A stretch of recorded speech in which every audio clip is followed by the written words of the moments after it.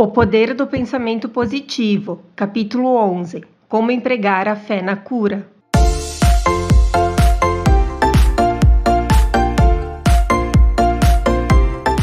Seja bem-vindo ao canal A Mente Cria Sua Vida. Se você chegou a esse vídeo foi por alguma razão, então se você gostar dele, se inscreve no canal e ativa o sininho, assim você será avisado quando postarmos conteúdos novos. Curta e comente e compartilhe o vídeo, assim o YouTube entende que é um conteúdo bom e o leva para mais pessoas. Os livros aqui transformados em audiolivros são livros que com certeza farão diferença em sua vida. Fique agora com o audiolivro e até o próximo vídeo. Como empregar a fé na cura? Constitui a fé religiosa um fator na cura? Provas importantes demonstram que sim. Houve um tempo em minha própria experiência que eu não estava convencido desse ponto, mas agora estou plenamente convicto dessa verdade. Tenho visto um sem número de provas para que eu possa crer diferentemente. Estamos aprendendo que a fé, propriamente compreendida e aplicada, constitui um fator poderoso para debelar uma doença e restaurar a saúde. Muitos médicos compartilham de minha convicção nessa importante questão. Os jornais publicaram pormenores da visita que o famoso cirurgião vienense, Dr. Hans Finsterer, fez aos Estados Unidos. Cito um trecho que se publicou sob o título de Ilustre Cirurgião Guiado por Deus. O médico vienense Dr. Hans Finsterer, que crê que a mão invisível de Deus auxilia a levar um bom termo a uma operação, foi escolhido pelo Colégio Internacional de Cirurgiões para receber a mais alta honra que se poderia conferir, o título de mestre de cirurgia. Ele foi citado pelos seus trabalhos de cirurgia no abdômen apenas com o uso de anestesia local. Finsterer, que conta com 72 anos de idade, é professor da Universidade de Viena.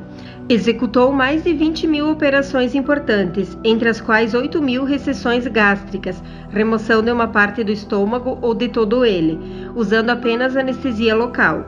Finsterer declarou que, embora tenha havido considerável progresso na medicina e cirurgia nos últimos anos, tais adiantamentos não são suficientes para assegurar um resultado feliz em todas as operações. Em muitos casos, disse ele, pacientes morriam quando submetidos a intervenções que pareciam muito simples, e em outros se salvavam mesmo quando os médicos julgavam as intervenções melindrosíssimas. Alguns dos nossos colegas atribuem tais ocorrências a fatores imprevisíveis, ao passo que outros estão convencidos de que, nos casos difíceis, seu trabalho foi auxiliado pela mão invisível de Deus. Infelizmente, nos últimos anos, muitos pacientes e médicos têm perdido a convicção de que todas as coisas dependem da providência divina. Quando estivermos novamente convencidos da importância do auxílio de Deus em nossas atividades, e especialmente no tratamento de nossos pacientes, teremos então alcançado verdadeiro progresso para restaurar-lhes a saúde. Assim termina a declaração de um grande cirurgião que une a ciência à fé. Fiz uma conferência por ocasião da Convenção Nacional dos principais elementos de uma importante indústria, que se notabilizou pelos seus empreendimentos este que constituem um fator na vida comercial norte-americana. Fiquei algo surpreso quando um dos chefes dessa organização, na hora em que se realizava o almoço e se discutia sobre impostos, custos elevados e problemas comerciais, se virou para mim e perguntou se eu acreditava que uma pessoa pudesse se curar pela fé. Há muitos casos autênticos, aliás registrados, de pessoas que se curaram pela fé, respondi. Naturalmente não creio que devamos depender unicamente da fé para curar-nos de um mal físico.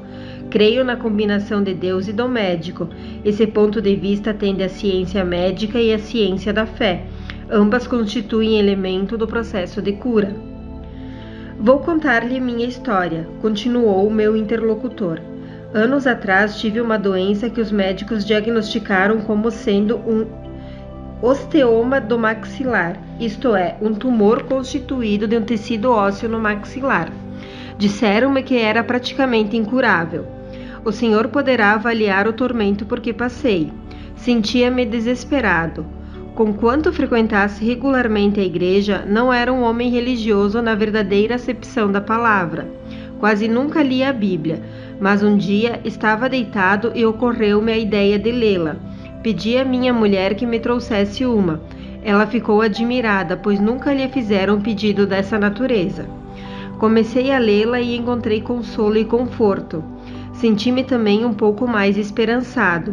Continuei a lê-la todos os dias durante um período de tempo maior. Principiei a notar que o meu mal ia se tornando menos pronunciado. A princípio pensei que fosse imaginação, mas depois me convenci de que estava se processando uma mudança em mim. Um dia, quando lia a Bíblia, tive uma estranha sensação de calor e de grande felicidade. É difícil descrevê-la, jamais pude explicá-la. Daquele tempo em diante, minhas melhoras foram se tornando mais rápidas. Procurei novamente os médicos que tinham feito o primeiro diagnóstico. Eles me examinaram minuciosamente, mostraram-se evidentemente surpresos e concordaram que o meu estado havia melhorado, mas preveniram-me de que se tratava apenas de uma trégua. Tempos depois, em novos exames, declararam que os sintomas do osteoma haviam desaparecido completamente. Mesmo assim, os médicos me advertiram de que possivelmente o mal poderia ressurgir. Isso não me inquietou, pois no íntimo eu sabia que já estava curado. Quanto tempo faz que o senhor se sente curado? Indaguei. 14 anos, respondeu ele. Estudei aquele homem, forte, robusto e sadio, e é uma das figuras mais preeminentes na sua indústria. Ele me contou esse incidente com a naturalidade própria de um negociante. Não havia a mais leve indicação de que pairasse qualquer dúvida em seu espírito. Realmente, como poderia haver, pois não se via condenado a morrer daquele mal e não se achava, no entanto, ali vivo e vigoroso? Que é que tinha feito aquilo? O trabalho hábil do médico e algo mais. E que foi esse algo mais? Evidentemente a fé. A cura descrita por esse cavalheiro é apenas um dos muitos casos similares. São tantos os casos que médicos competentes têm atestado que devemos encorajar as pessoas a fazerem uso maior desse extraordinário poder da fé. É contristador que se tenha negligenciado esse elemento na cura. Tenho certeza de que a fé pode realmente operar milagres, os quais, na verdade, se verificam em função das leis espiritualmente científicas. Observa-se hoje em dia na prática religiosa um crescente esforço no sentido de auxiliar as criaturas humanas a encontrarem a cura para as doenças do espírito, do coração, da alma e do corpo. É uma regressão às práticas que se observavam nos tempos primitivos da religião. Somente em tempos recentes é que se descurou do fato de que durante séculos a religião desempenha um papel salutar. A própria palavra pastor deriva de um vocabulário que significa cura das almas. Nos tempos modernos, o homem supôs, aliás erroneamente, que é impossível harmonizar os ensinamentos da Bíblia com aquilo que se chama ciência, e assim o papel salutar da religião como que ficou quase inteiramente abandonado ante a ciência materialista. Contudo, hoje em dia está se reconhecendo cada vez mais a íntima ligação da saúde com a religião. É significativo que a palavra santidade se assemelhe à sanidade e que a palavra meditação, geralmente usada em sentido religioso, tem afinidade com o vocabulário de medicação. Essa afinidade dos dois vocábulos é extraordinariamente evidente quando se percebe que uma meditação sincera e prática sobre Deus e sua verdade atua como medicamento para a alma e para o corpo. A medicina de hoje acentua a importância dos fatores psicossomáticos na cura, reconhecendo assim a relação que existe entre o estado mental e a saúde do corpo. A medicina moderna compreende e leva em consideração a íntima relação que existe entre aquilo que o homem pensa e aquilo que ele sente. Uma vez que a religião trata do pensamento, dos sentimentos e das atitudes básicas, é muito natural que a ciência da fé assuma grande importância no processo de cura. Harold Sherman, um novelista, recebeu a incumbência de rever uma importante peça radiofônica, com a promessa de que seria contratado por um novelista permanente. Após alguns meses de trabalho, despediram-no e usaram seu material, sem que fizessem qualquer referência a ele. Isso lhe causou dificuldade de ordem financeira e foi para ele uma verdadeira humilhação. A injustiça envenenou-lhe o espírito. Começou a alimentar um ódio profundo para com o diretor da estação de rádio, que lhe faltara com o prometido. O Sr. Sherman declarou que essa foi a única ocasião em sua vida em que chegou a pensar em cometer um crime. O ódio fez com que viesse a sofrer de um mal físico na forma de uma micose, uma excrescência esponjosa semelhante aos cogumelos, que lhe atacou as membranas da garganta. Recorreu às sumidades médicas. Algo mais, porém, se tornava necessário. Quando renunciou ao ódio e começou a pôr em prática o perdão e a compreensão, o mal foi sendo debelado gradualmente. Com o auxílio da ciência médica e a adoção de uma nova atitude mental, curou-se.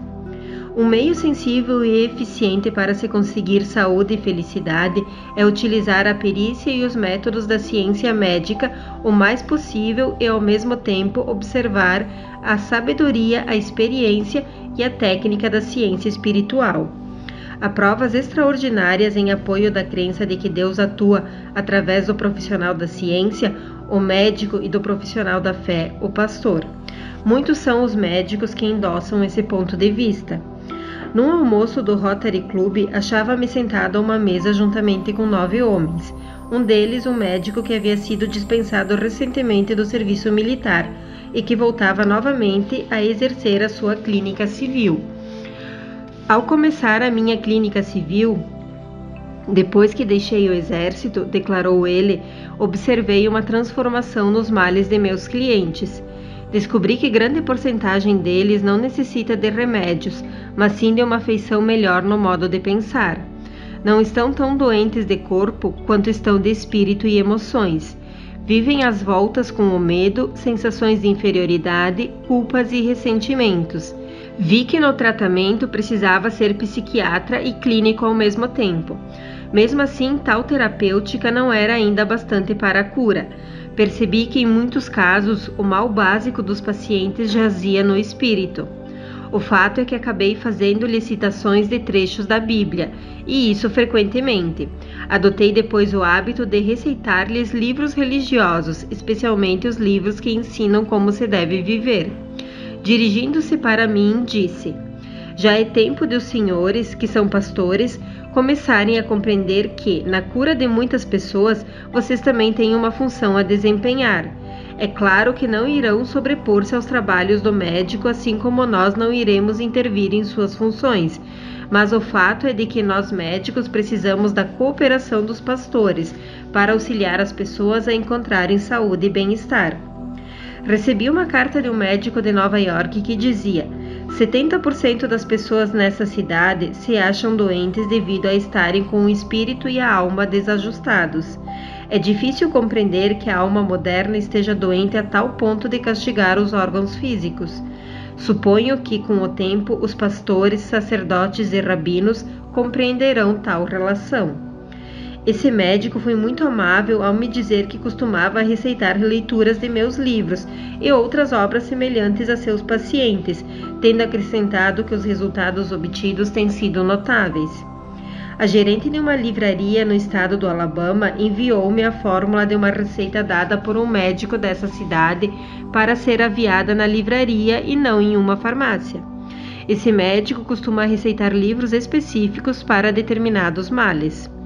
O Dr. Carl R. Faris, antigo presidente da Sociedade Brasileira do Condado de Jackson, na cidade do Kansas, estado do Missouri, com quem tive o prazer de aparecer num programa de rádio que versava sobre saúde e felicidade, declarou que no tratamento de doenças, o mal físico muitas vezes se acha de tal forma entrelaçado com o mal espiritual que quase sempre não se pode determinar uma linha divisória definida entre ambos.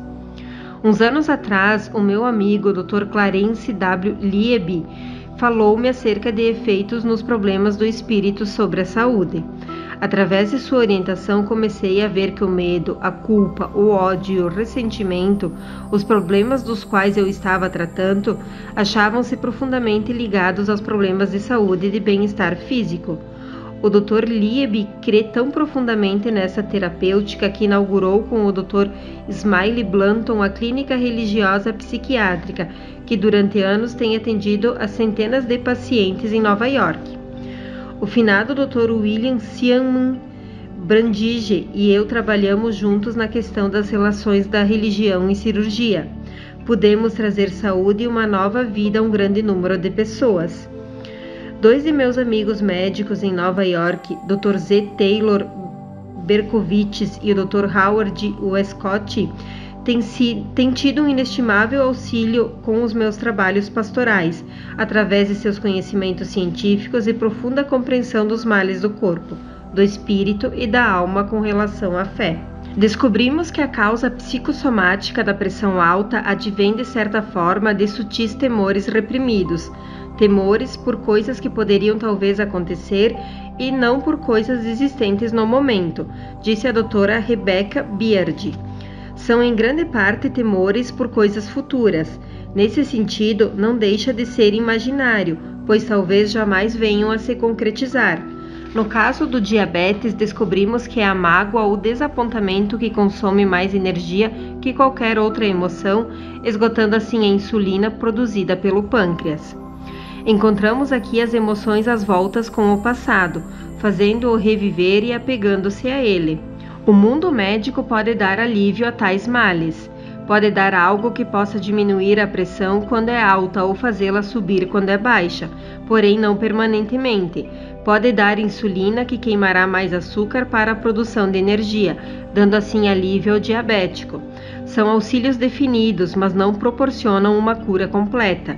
Não se descobriu nenhum remédio ou vacina para nos proteger contra os próprios conflitos emotivos. Uma compreensão melhor do nosso íntimo e a volta da fé religiosa parecem formar a combinação que sustenta a maior promessa de auxílio permanente a qualquer um de nós.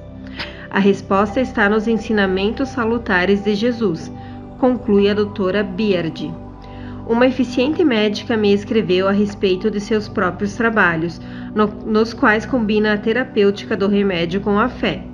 Disse: interessei-me pela sua franca filosofia religiosa.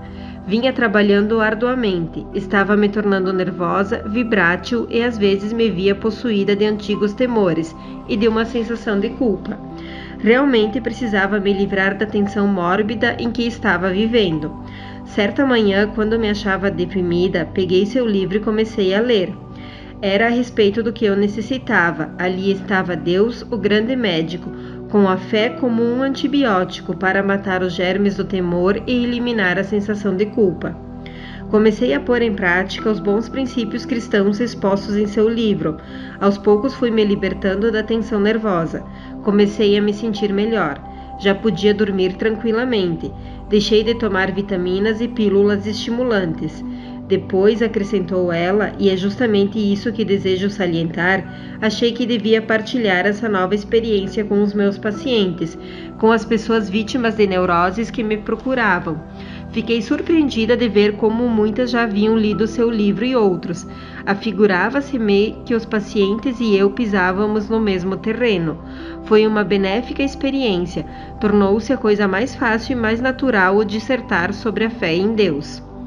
Como médica, acrescentou ela, tenho visto um sem número de curas milagrosas, graças ao auxílio divino. Nas últimas semanas tive mais uma experiência. Minha irmã teve que se submeter a uma operação muito séria. Em seguida, a operação passou a sofrer de uma obstrução intestinal. No 5º dia, encontrava-se em estado precário.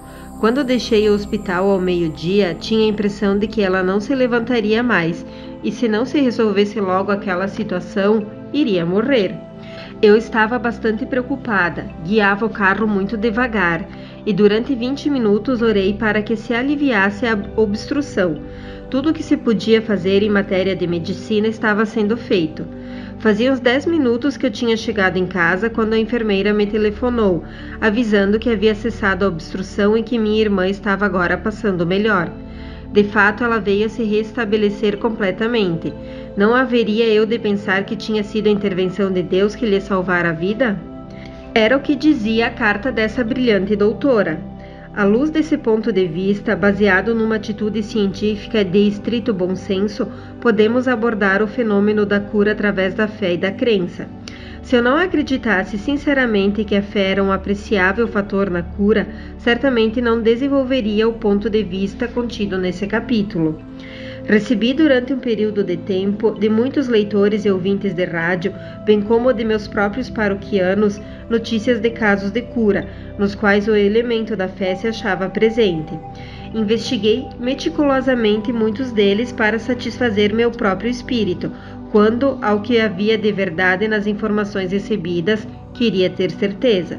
Também desejava poder declarar aos mais céticos que esse é o meio de se conseguir a saúde, a felicidade e o êxito na vida. E se acha de tal forma apoiado pela evidência que somente a pessoa que deseje permanecer doente, por causa de alguma vontade subconsciente de sucumbir, é que ignora as possibilidades de saúde que se depreendem dessa experiência. Pode enunciar-se sucintamente a fórmula que esses incidentes apresentam. Empreguem-se todos os recursos da ciência médica e psicologia combinados com o recurso da ciência do espírito. É uma combinação de terapêuticas que seguramente trará saúde e bem-estar se for da vontade de Deus que a paciente viva. Evidentemente, para cada um de nós há de vir o dia em que a vida mortal chegue ao seu fim. A vida propriamente dita não termina, o que termina é somente essa fase terrena. Nós, nas igrejas de ideias antigas, em minha humilde opinião, temos deixado de prestar uma dessas maiores contribuições possíveis, não indicando de modo positivo que existe uma mensagem de saúde na religião. Devido a essa falha da Igreja, criaram-se grupos, organizações e outras instituições espirituais para suprir essa insuficiência nos ensinamentos cristãos. Mas não há razão alguma para que todas as igrejas não reconheçam isso que está autenticado, isso é, que se pode curar pela fé, e que não devam propagar tais ensinamentos para o povo. Felizmente, hoje em dia, em todas as nossas organizações religiosas, chefes espirituais dotados do espírito científico estão dando esse novo passo, no tocante à fé, baseado nos fatos e nas escrituras, pondo à disposição do povo, como jamais foi feito antes, as fórmulas da maravilhosa graça de Jesus Cristo, para se conseguir saúde. Em todas as investigações que fiz nesses brilhantes casos de cura, se evidenciaram certos fatores. Primeiro, a absoluta vontade de se entregar às mãos de Deus. Segundo, completo abandono de todos os erros, tais como o pecado ou qualquer uma de suas formas, e desejo de se ter uma alma pura. Terceiro, a crença da fé na terapêutica combinada com a ciência médica em harmonia com a força curadora de Deus. Quarto, o desejo sincero de se aceitar a vontade de Deus, seja ela qual for, e não de se mostrar qualquer irritação ou mágoa pelo que ele determinou. Quinto, a fé substancial e inquestionável de que Deus pode curar. Em todas essas curas parece existir certo calor, luz e sensação de certeza de que recebeu energia. Praticamente em todos os casos que examinei, o paciente, de um modo ou outro, fala acerca de um momento em que houve calor, beleza, paz, alegria e uma sensação de alívio. Às vezes era uma experiência repentina, outras o estabelecimento gradual da convicção de que se tinha processado a cura. Ao investigar esses casos, esperei que decorresse um lapso de tempo para se ter a prova de que a cura era permanente. Os casos que relatei não se baseiam em melhoras temporárias, para que pudessem resultar em uma momentânea energia que tivesse surgido. Permita-me citar um caso de cura sobre o qual me escreveu uma senhora, cuja idoneidade e testemunho merecem todo o meu respeito. A documentação nesse caso é detalhada e interessante sob o ponto de vista científico. Disseram a essa senhora que ela tinha que ser operada imediatamente de um tumor, que segundo o diagnóstico era maligno. Transcrevo suas palavras. Foram feitos todos os tratamentos preventivos, mas o mal se manifestou novamente. Fiquei naturalmente apavorada, sabia que seriam inúteis novos tratamentos no hospital. Não havia esperanças. Voltei-me então para Deus. Um crente muito fervoroso me auxiliou, pela oração, a compreender o conhecimento justo de Deus e a esperar também a ajuda de Jesus Cristo. Tornei-me muito receptiva aos seus ensinamentos e coloquei-me nas mãos de Deus. Certa manhã, como de costume, lhe implorei esse auxílio. Passei o dia cuidando dos afazeres da casa, que eram muitos nessa ocasião. À tarde, achava-me sozinha na cozinha preparando o jantar, quando notei uma claridade extraordinariamente forte em redor e uma pressão no lado esquerdo do meu corpo, como se alguém estivesse encostado em mim. Eu já tinha ouvido falar em casos de curas, sabia que muitas pessoas oravam por mim. Julguei então que devia ser Jesus Cristo que estava ali ao meu lado para curar-me. Resolvi aguardar até a manhã seguinte para ter certeza. Se os sintomas do mal tivessem desaparecido, saberia então o que tinha se passado.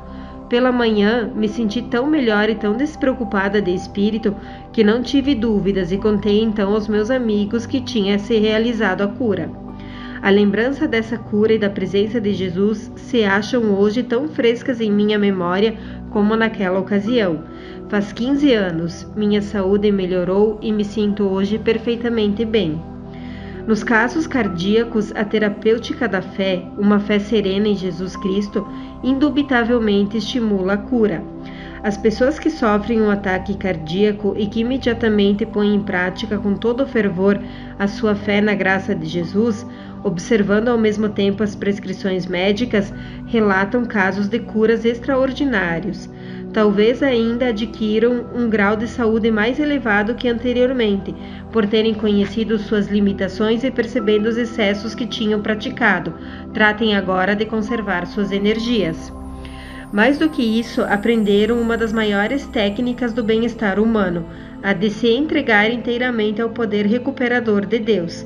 Se consegue isso ligando-se conscienciosamente ao processo criador e concebendo mentalmente a atuação de novas forças no espírito. O paciente abre o seu consciente para os fluxos de vitalidade e energia criatora inerentes do universo, os quais haviam sido afastados de sua vida por causa da tensão, pressão alta e abandono de outras normas necessárias ao bem-estar. Um preeminente senhor sofreu um ataque cardíaco há uns 35 anos. Lhe disseram que não poderia mais trabalhar. As ordens que lhe deram era para que guardasse leito a maior parte do tempo. Seria provavelmente um inválido para o resto de sua vida, uma vida relativamente curta, segundo o que informaram. É duvidoso que tais declarações se fossem feitas pelos médicos hoje em dia. Seja como for, ele ouviu aquelas tristes profecias acerca de seu futuro e as considerou devidamente. Uma bela manhã, acordara muito cedo, pegara a Bíblia e, por acaso, seria mesmo acaso, a abriu na página que relatava uma das curas de Jesus. Leu também essa frase: Jesus Cristo é o mesmo de ontem, de hoje e de sempre. Hebreus 13:8. Lhe ocorreu ao espírito que Jesus pode curar e realmente curou as pessoas naqueles tempos passados, e que se ele é o mesmo que agora, então por que não poderia curá-lo também? Se encheu então de fé. Suplicou ao Todo-Poderoso com simplicidade e cheio de confiança que o curasse. Lhe pareceu ouvir Jesus dizer: Acreditas que poderei fazê-lo? Respondeu que sim. Fechou os olhos e pareceu sentir Jesus lhe tocar no coração para curá-lo. Durante todo esse dia teve uma estranha sensação de repouso. À medida que os dias iam passando, as forças como se lhe tinham aumentado. Finalmente, um dia fez uma prece: Deus Todo-Poderoso, se for de vossa vontade, amanhã cedo vou me vestir e dar um passeio, e daqui a alguns dias voltarei a trabalhar. Me entrego inteiramente aos vossos cuidados. Se eu tiver que morrer amanhã como resultado do excesso de atividade, desejo agradecer-vos pelos dias passados que tive, dias maravilhosos. Com vosso auxílio vou sair amanhã e vós estareis ao meu lado o dia todo. Creio que terei forças suficientes, mas se tiver que morrer como resultado desse esforço, estarei perto de vós na eternidade. Dar-me-ei por feliz em qualquer um dos casos. Possuído de uma fé serena, aumentou suas atividades à medida que os dias foram passando. Seguiu essa fórmula diariamente durante todo o período de sua carreira ativa, a qual perfez 30 anos desde a data do seu ataque cardíaco. Aposentou-se aos 75 anos. Poucos foram os homens que conheci que foram mais vigorosos do que aquele em seus empreendimentos, ou que fizeram maior número de contribuições para o bem-estar humano. Tinha invariavelmente por hábito deitar-me depois do almoço para repousar.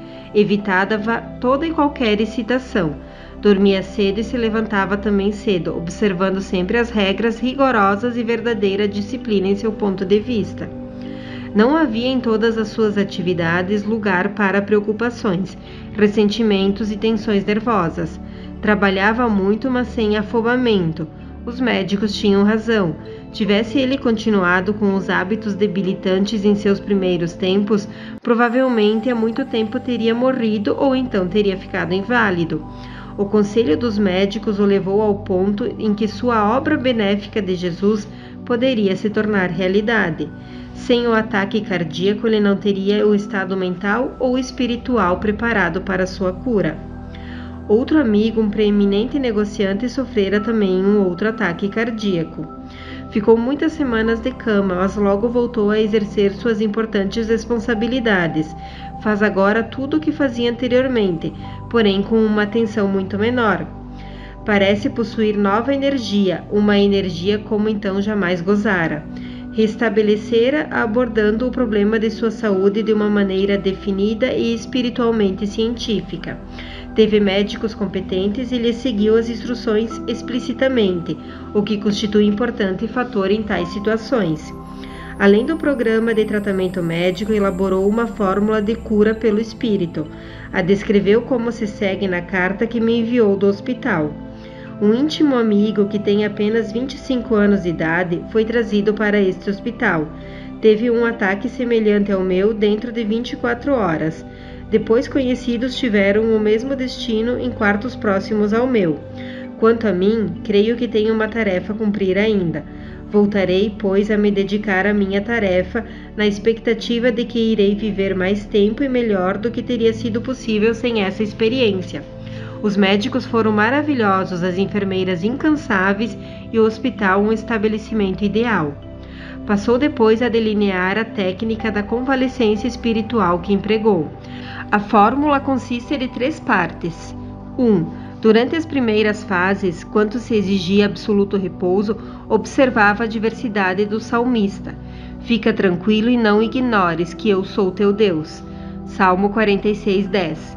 Quer isso dizer que ele relaxava completamente os nervos e repousava nas mãos de Deus.